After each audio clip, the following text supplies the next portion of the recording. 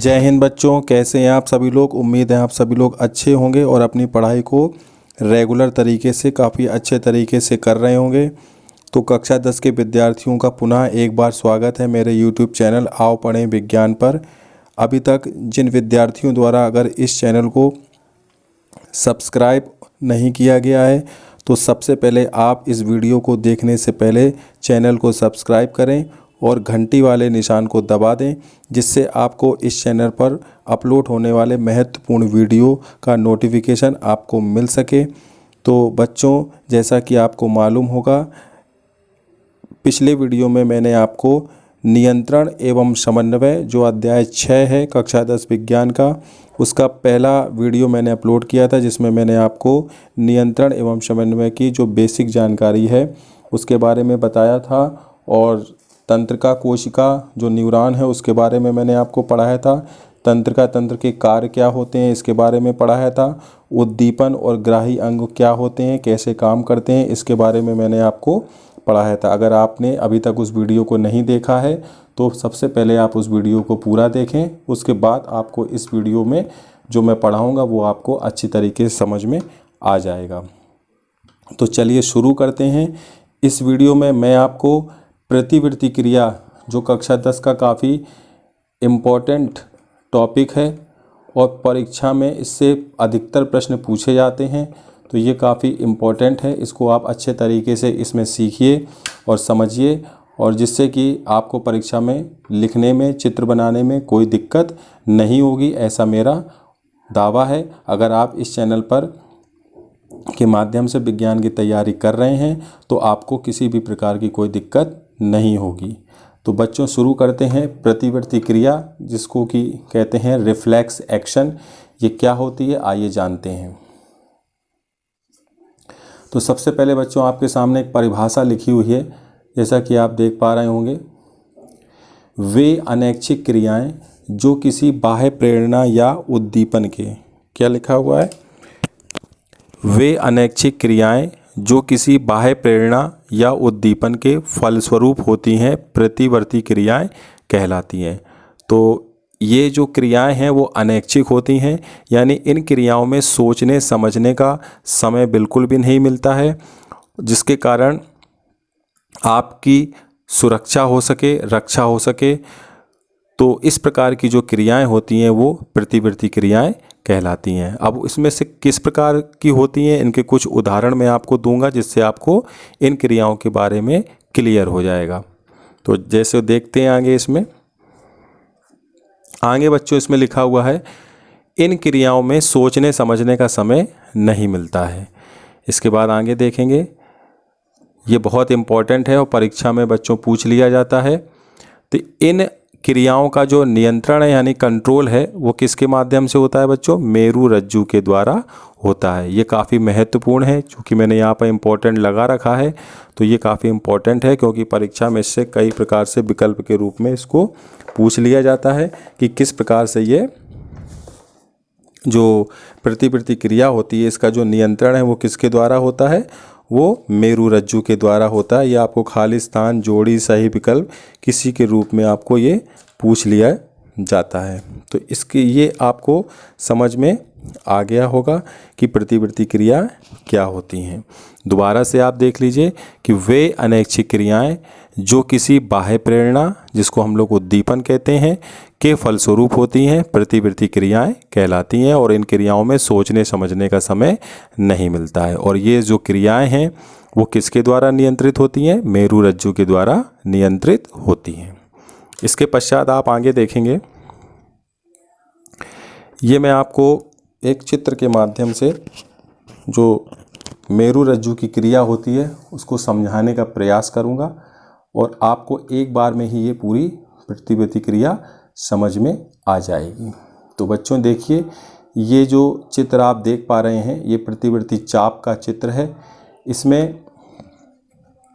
इस चित्र में आप देखेंगे ये जो गोल चक्र बना हुआ है इसको हम लोग कहते हैं बच्चों मेरु रज्जु। ये मेरु रज्जु की अनुप्रस्थ काट का चित्र बना हुआ है, और इस मेरु रज्जु से दो प्रकार की तंत्रिकाएं निकली हुई हैं। एक है संवेदी तंत्रिका कोशिका, एक है संवेदी प्रेरक तंत्रिका, और इसके पश्चात ये जो दोनों तंत्रिकाएं हैं ये संवेदी अंगों से, यानी ये जो आप देख रहे हैं E means eye, nose, ear, tongue, और इसमें हम लोग स्किन भी जोड़ सकते हैं।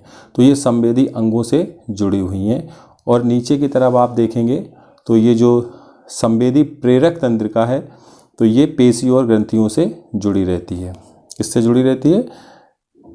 पेशी और ग्रंथियों से।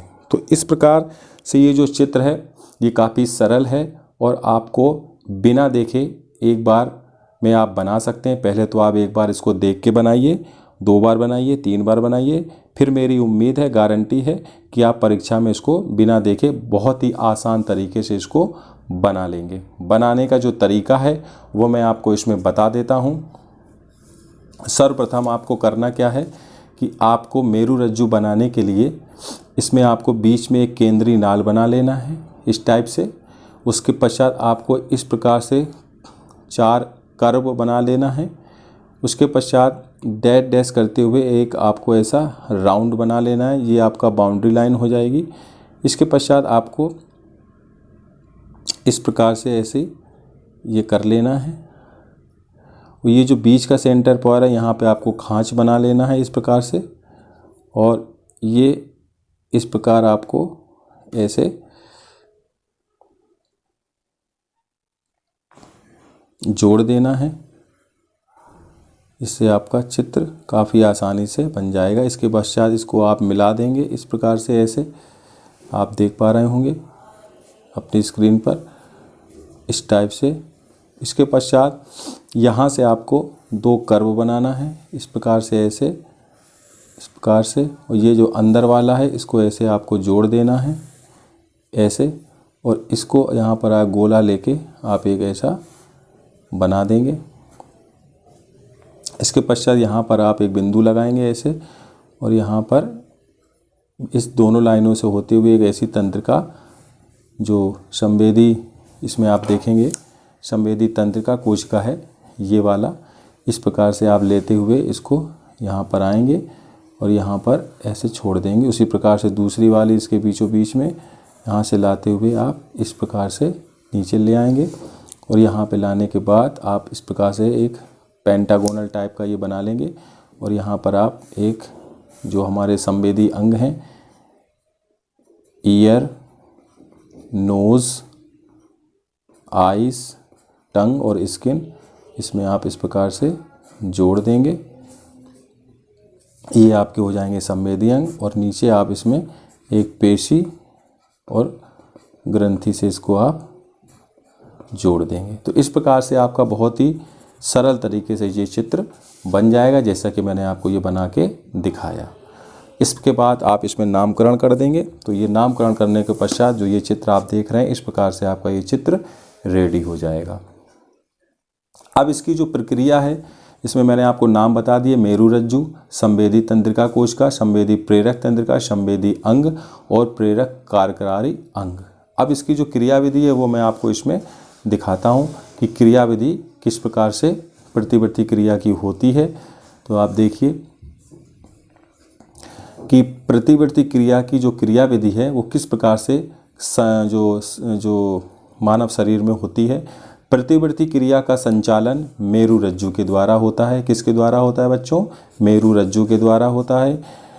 इस क्रिया में आप देखिए, इस क्रिया में कोई भी उद्दीपन संवेदी अंगों द्वारा संवेदी तंत्रिकाओं के माध्यम से मेरू रज्जु तक पहुंचा दिया जाता है।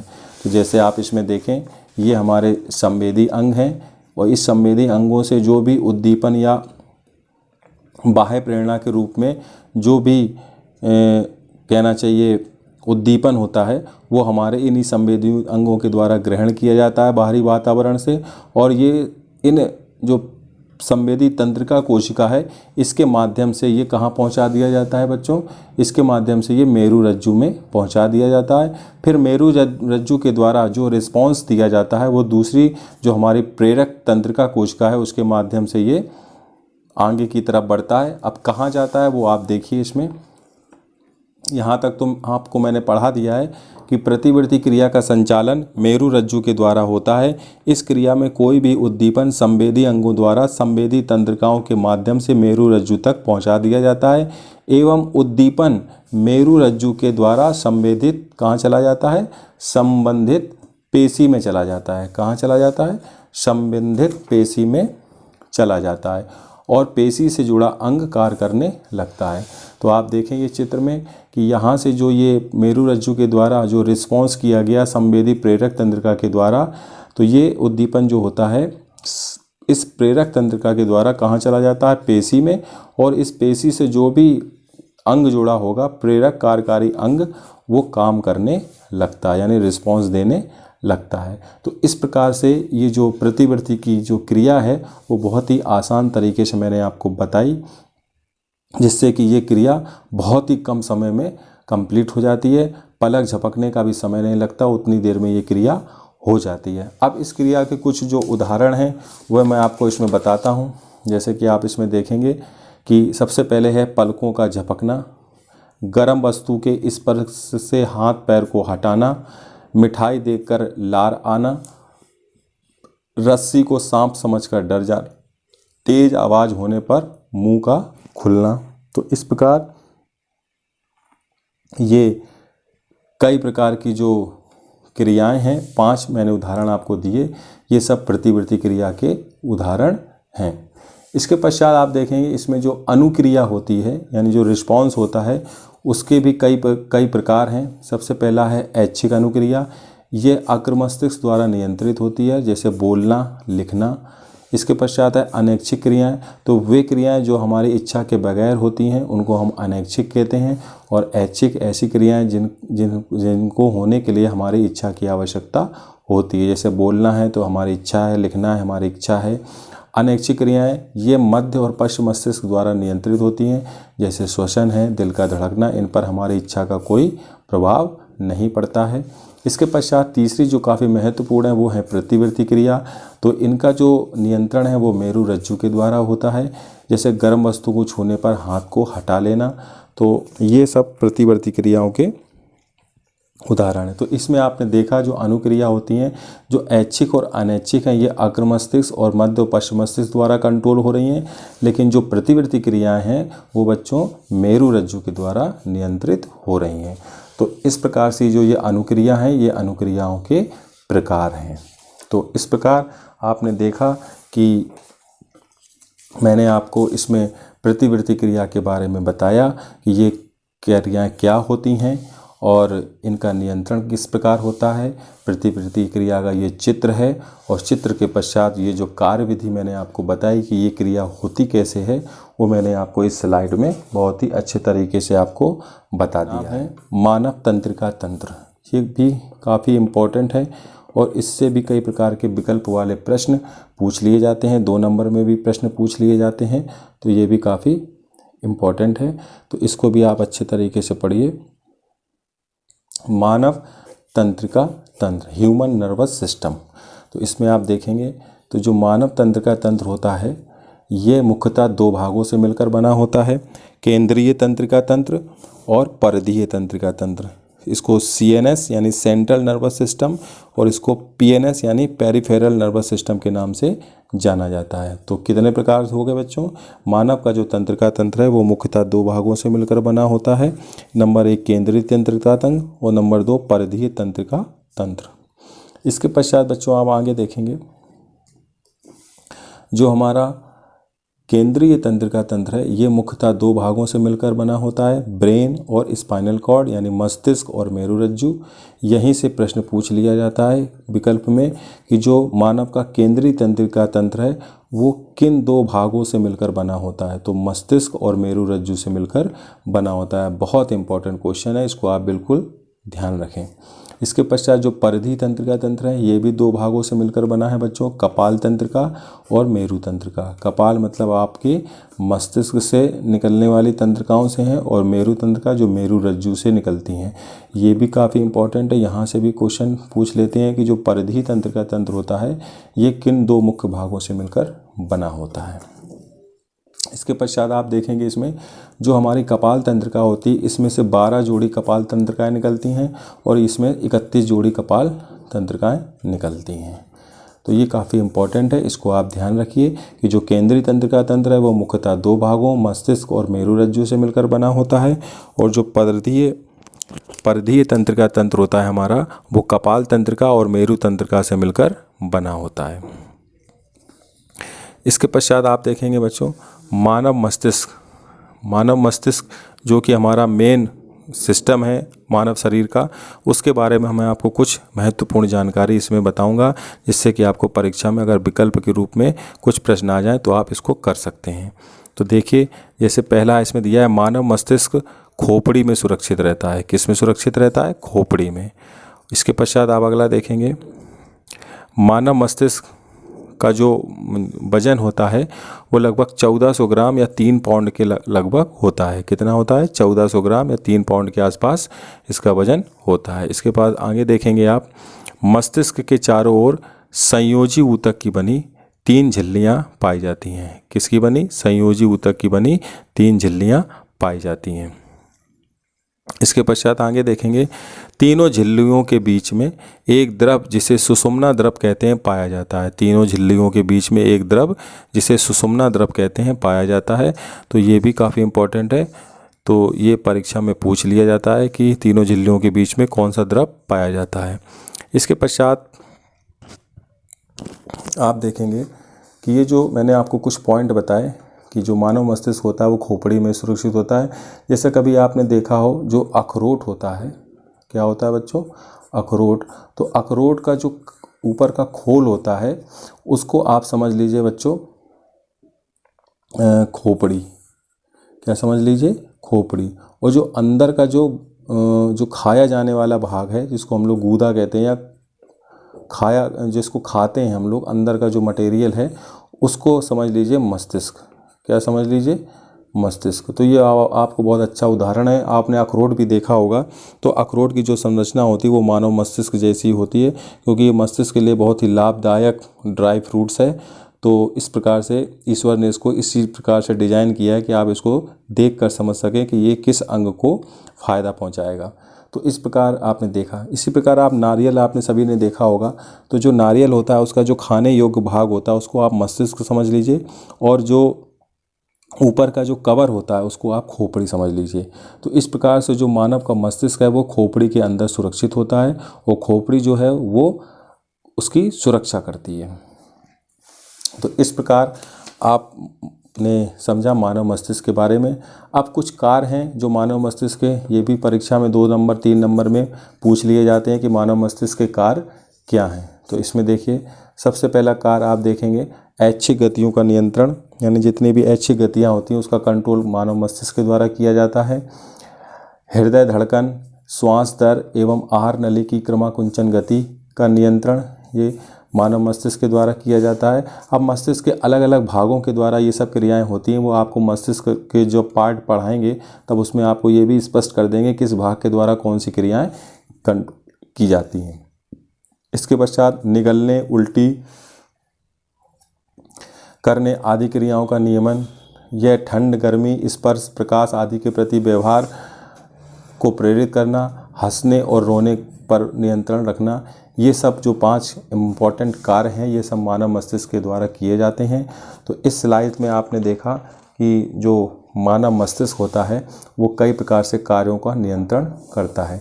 तो इस प्रकार आपने इसमें देखा कि जो हमारा मानव का तंत्र है ये 2 मुख्य भागों केंद्रीय और परिधीय तंत्र का तंत्र से मिलकर बना होता है, और ये केंद्रीय तंत्र का तंत्र मुख्य रूप से 2 भागों मस्तिष्क और मेरुरज्जु से, और परिधीय तंत्र का तंत्र कपाल तंत्र का और मेरु तंत्र का से मिलकर बना होता है। इसके पश्चात आप बच्चों इस स्लाइड में मैं आपको मानव मस्तिष्क के जो भाग हैं उसके बारे में पढ़ाऊंगा। ये काफ़ी इम्पॉर्टेंट है परीक्षा की दृष्टि से। क्लास 10th के लिए ये काफ़ी इम्पॉर्टेंट टॉपिक है, इससे काफ़ी प्रश्न पूछे जाते हैं, चित्र भी आता है, और विकल्प वाले जो प्रश्न हैं इस पोर्शन से काफ़ी पूछे जाते हैं। तो देखते हैं इसमें क्या लिखा हुआ है, आगे पढ़ते हैं। तो जो बच्चों मानव का जो मस्तिष्क है वो मुख्यतः 3 भागों से मिलकर बना होता है। एक होता है बच्चों अग्र मस्तिष्क, दूसरा होता है मध्य मस्तिष्क, तीसरा होता है पश्च मस्तिष्क। तो जो मानव का जो हमारी मस्तिष्क होता है वो मुख्यतः 3 भागों से मिलकर बना होता है। अब इसके भी कई भाग होते हैं और उनके अलग अलग कार्य होते हैं, वो आपको आगे मैं इसी स्लाइड में बताऊंगा। तो देखिए बच्चों, इसमें आप देख पा रहे होंगे कि जो अग्र मस्तिष्क होता है वो मुख्यतः 2 भागों से मिलकर बना है। पहला भाग है प्रमस्तिष्क और दूसरा है बच्चों हाइपोथैलेमस। तो जो प्रमस्तिष्क होता है वो अग्र मस्तिष्क का ही भाग है और जो हाइपोथैलेमस है वो भी अग्र मस्तिष्क का ही भाग है। अब इन दोनों भागों के द्वारा अलग अलग कार्य किए जाते हैं। तो वो कौन से ऐसे कार्य हैं मुख्यतः जो इन दोनों अंगों के द्वारा अलग अलग किए जाते हैं, दोनों हिस्सों के द्वारा? तो आप इसमें देखिए, ये जो प्रमस्तिष्क है ये तंत्रिका तंत्र पर नियंत्रण रखने का काम करता है, मुख्य सोचने वाला भाग है और समस्त ऐच्छिक क्रियाओं का ये क्या करता है, नियंत्रण करता है। क्या करता है बच्चों? समस्त ऐच्छिक क्रियाओं का नियंत्रण करता है। तो इसमें से काफ़ी महत्वपूर्ण जो वेरी इंपॉर्टेंट है ये वाला कि मुख्य सोचने वाला जो भाग है वो मानव मस्तिष्क का प्रमस्तिष्क होता है। कभी कभी परीक्षा में प्रमस्तिष्क ना देके अग्र मस्तिष्क दे देते हैं कि मुख्य सोचने वाला भाग कौन सा है, अग्र मस्तिष्क, मध्य मस्तिष्क, पश्च मस्तिष्क या इनमें से कोई नहीं। तो आप वहाँ पर अग्र मस्तिष्क लगा सकते हैं क्योंकि ये अग्र मस्तिष्क का ही भाग है प्रमस्तिष्क।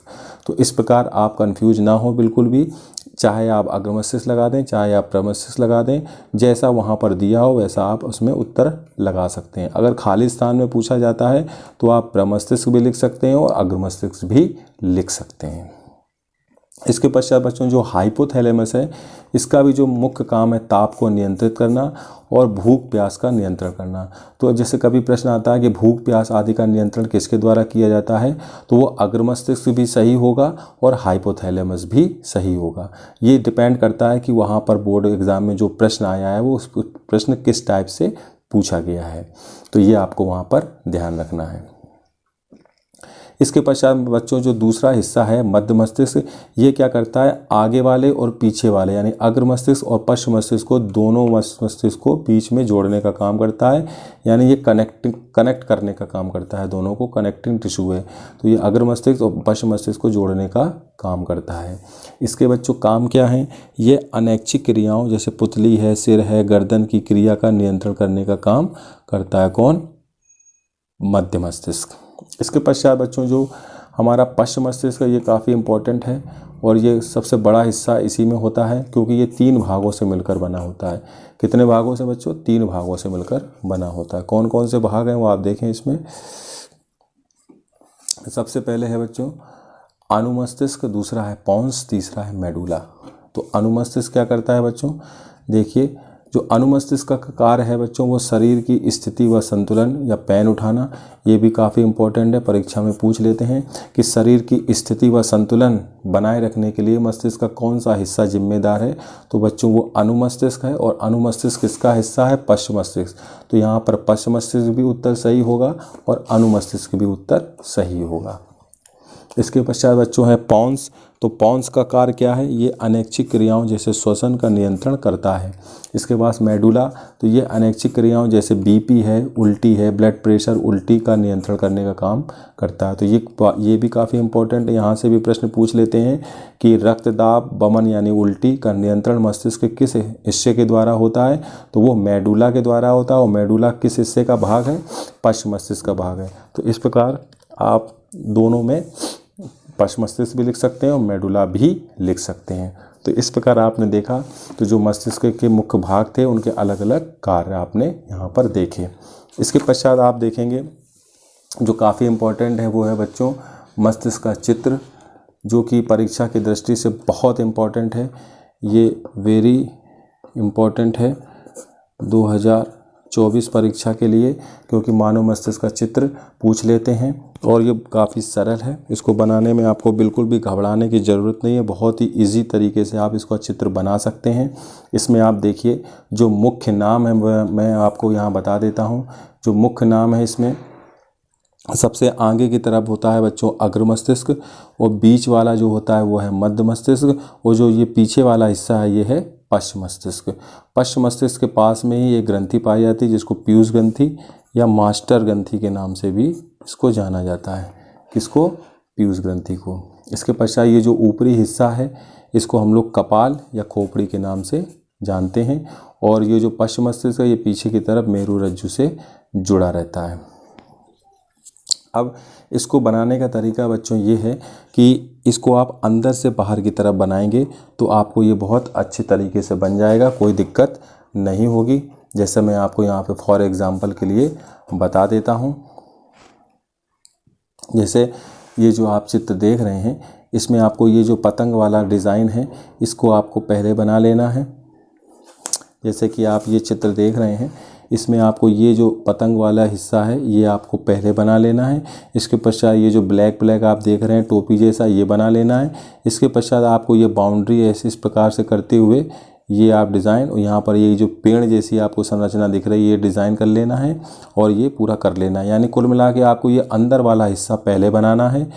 ये बनने के पश्चात आपको ये जो पहले मैंने बताया था कि जो मस्तिष्क का जो होता है वो 3 झिल्लियों से मिलकर घिरा होता है, तो आप यहाँ पर 3 लाइनें इस प्रकार से खींच लेंगे और ये जो आखिरी वाली लाइन है ये इसको ऐसे इस प्रकार से थोड़ा सा ये जो कहना चाहिए त्रिभुज बनाते हुए इस प्रकार से आपको ये बना देना है। और इसको ये जो डिज़ाइन है जैसे आपने पाचन तंत्र में बड़ी आंत के लिए डिज़ाइन बनाई थी उसी प्रकार से करके इस पूरा कवरिंग कर देना है। ज़्यादा पेंटिंग करने की इसमें कोई आवश्यकता नहीं है। इस प्रकार आप ये साधारण से ये जो नाम है जो मैंने आपको लिखे हैं ये लिख देना है। इस प्रकार से आपका ये मानव मस्तिष्क का चित्र मुश्किल से 2 मिनट में तैयार हो जाएगा और आपको परीक्षा में इसमें पूरे अंक मिलेंगे। ये लगभग 4 अंक में पूछा जाता है परीक्षा में, वो काफ़ी इम्पॉर्टेंट है। तो आप ये बनाएं, बनाने में आपको कोई दिक्कत नहीं होगी। 2-4 बार बनाएंगे तो आपको ये प्रैक्टिस हो जाएगी, फिर आप बिना देखे बहुत ही आराम से आसान तरीके से बना सकते हैं। इससे सरल चित्र आपको कहीं नहीं मिलेगा। तो बच्चों ये था मानव मस्तिष्क का चित्र और मानव मस्तिष्क के भाग जो मैंने आपको बताए कि परीक्षा की दृष्टि से ये काफ़ी इम्पोर्टेंट है और पूछे जाते हैं। हुआ एक और टॉपिक है मेरु रज्जु, ये भी काफ़ी इम्पोर्टेंट है और छोटा सा टॉपिक है। इसमें से भी प्रश्न पूछ लिए जाते हैं। मेरु रज्जु यानी स्पाइनल कॉर्ड ये क्या होती है, तो इसमें आप देखें यह कशेरुक दंड रीढ़ की हड्डी, जिसको क्या बोलते हैं बच्चों, कशेरुक दंड या रीढ़ की हड्डी की गुहा में स्थित होती है। कौन? मेरु रज्जु। तो जो मेरु रज्जु होती है वो रीढ़ की हड्डी के अंदर स्थित होती है। यानी कहने का मतलब ये है कि जैसे आपकी ये है कशेरुक दंड या इसको बोलें अपन रीढ़ की हड्डी, और इसके अंदर बच्चों पाई जाती है क्या? मेरु रज्जु। वही वाली बात हो गई, जो मस्तिष्क होता है वो अंदर होता है और उसके ऊपर खोपड़ी होती है। उसी प्रकार जो कशेरुक दंड होता है वो बाहर होता है और मेरु रज्जु उसके अंदर सुरक्षित होती है। तो इस प्रकार अब ये बनी किससे होती है? यह संयोजी ऊतक की बनी होती है जो 3 झिल्लियों से घिरी होती है। ये भी बच्चों 3 झिल्लियों से घिरी है और मस्तिष्क भी 3 झिल्लियों से घिरा होता है। मेरु रज्जु से कितनी जोड़ी बच्चों? 31 जोड़ी मेरु तंत्रिकाएं निकलती हैं। मैंने आपको मस्तिष्क वाले भाग में बताया था। मेरु रज्जु में श्वेत पदार्थ यानी सफ़ेद जो होता है वो बाहर की तरफ और धूसर पदार्थ होता है वो अंदर की तरफ होता है, ये डार्क होता है। अब आप देखें जो मेरु रज्जु का चित्र है वो आपके स्क्रीन पर दिख रहा होगा। ये है मेरु रज्जु का चित्र।